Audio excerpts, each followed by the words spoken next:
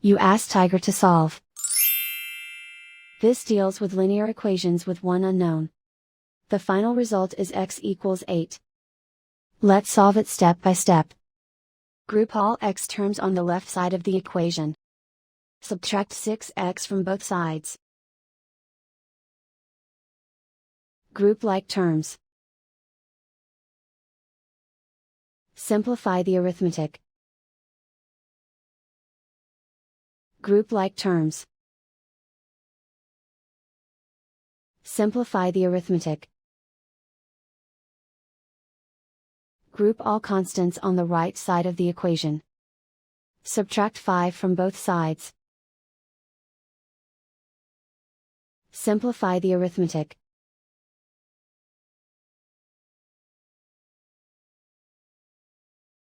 Convert the x into a positive number.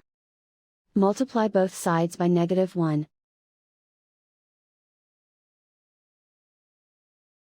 Remove the ones. Simplify the arithmetic. And so the final result is x equals 8.